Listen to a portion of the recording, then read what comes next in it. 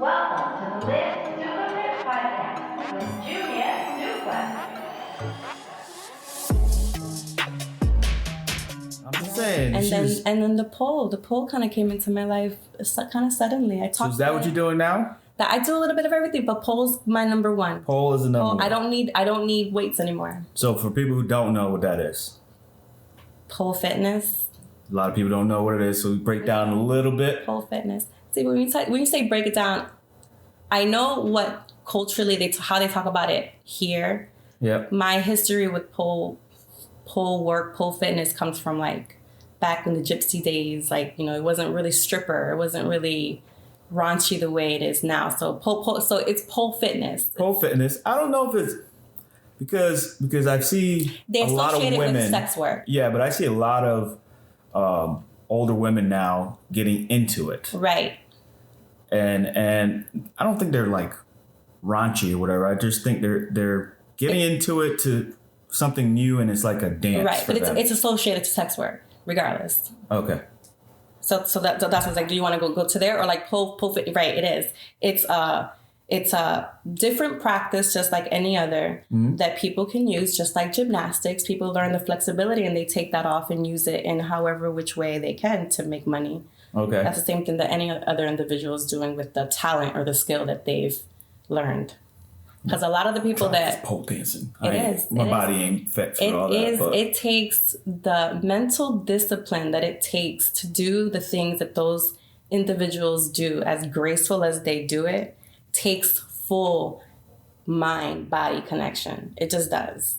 Okay. When I first had the pole in my living room, and I was like, I'm strong. I've been doing personal. I've been doing fitness stuff for years. I'm strong. Trying to pick myself up on that pole that first time, it was new muscles. New muscles that I didn't think I didn't know I had. I'm like, wow, these are babies right now. I have to build even those up, even though I was strong in other avenues of my fitness. Okay. It's different discipline, different work. How'd you get started? Or what made you want to get started? Honestly, I'm one of those little individuals who always was fascinated by the idea of being, that sexy dancer individual, but I'm too chicken shit to do it for an audience. So my fantasy was always, that's what I would do for my partner. You know what I mean? That was always like my thing. It was like, one day I'm gonna rent a spot that has a pole, and I'm gonna do a show for my significant other, and I'm just gonna show off. That was always my thing. And I shared that with an individual that I was dating one time. My last relationship, and he surprised me with a pole for Valentine's Day. Not really for him. What it taught me, because what it taught me is that I love dancing, but I never ended up with a partner who liked dancing. And I think for me, the pole was that. It's like, it's just gonna give me a reliable dance partner. Okay. So that's what I realized came. So in other words, if you keep digging to your unconscious, like why you're drawn to certain things, that's what was it. The pole is my favorite and my most reliable dance partner. Never fails me. So do you teach that now? I do. So I do. Is that like another side hustle for you? It is, because it's just pretty much I am open and willing to teach anyone anything that I know, to the extent that I know it now. Okay. Because I'm not a pro, but I'm better than a bunch of other people that I can teach and bring along with me. And as we all grow together. You think you can make a business off of it? Yes, I do. Say, ain't nothing wrong with that, girl. I do. My struggle is how in what capacity can I commit to these? Like I said, it goes back to like I have to come down, become an adult. Grow up. You have all these passions. You can only take yourself and stretch it out so thin. Right. For it to be, sustainable. So that's where I'm at. I'm in the mountains. I'm so searching, and I'm realizing that I really love. And this comes back to like one of my goals, one of my hopeful manifestations that has been lingering with me for a few years, is opening up some type of establishments that kind of brings everyone together. What was it? Bridging the gap with love, Mo's art type thing. Okay. I don't just as variety as my energy goes, I feel like where my interest goes, that's how I feel other people are. When it comes to healing, when it comes to this kind of work, it doesn't take just one thing. And my biggest struggle as a single parent trying to find things that helped me get better was how expensive every one thing was. Yeah. If I wanted to do yoga, that was $100 a month. If I wanted to include like a spa thing, that's like another, it's another fee a month. And it's just not sustainable. And I go back to like, how can I be efficient about all this? What can I create to kind of encompass, a variety of things like that's just useful and it's practical. Right. I'm one of those people who I need to be hands-on to learn if I can enjoy that skill long term before I incorporate it long term.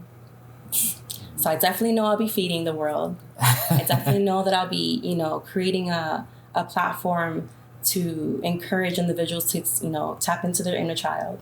Whether it's through dance, whether it's through movement, it's just circling back to like creating a home that can encompass all the different things that I want to offer. So are you in the process of starting an LLC and getting this going? I have the LLC. I'm on my second year with this LLC. So you're on your second year with this LLC. What else you got? You got the building? What's up? You got and that's area? my thing. It's like the location. So right now I am being encouraged to kind of, because it's a small town, but it's a small town with potential. Okay. And they have definitely opened up their community to me. And it's one of those kind of communities where it's like everyone knows each other type thing. Everybody depends on each other. I don't know about to be blunt. So why haven't you pulled the trigger yet? What's up? What's going on? What's up? So it's a small town. Right. There's really no pole dancing instructors. Nothing like what I'm trying to create. Okay. So there is an opportunity of starting a business and making some money. Right. And showing something different that nobody's offering in that area. Right. And what's stopping you? It goes back to me. It goes back to like I still have, and that's what I'm saying. Like I am still. This is the part of the journey that I want to share, is that this journey never ends. There's never a final destination. It's literally, you just constantly work on the expansion of your own container. What am I capable of? It takes putting me in. So right now, I've gained a little bit more confidence. I worked in a line kitchen. I see how running a small business looked like. I've done it at the previous place when I worked at a yoga studio. And I think that's what was the necessity for me, is being able to see a small business being run and just admitting and just working through it to say, yeah, I can do this. Right. Because how do you know until you've been put into the experience to say yes or no? I'm just trying to figure out. Click here to watch the full interview. You can also find all our episodes on Spotify and Apple Podcasts. Thanks for watching. And if you liked the video, don't forget to like and subscribe.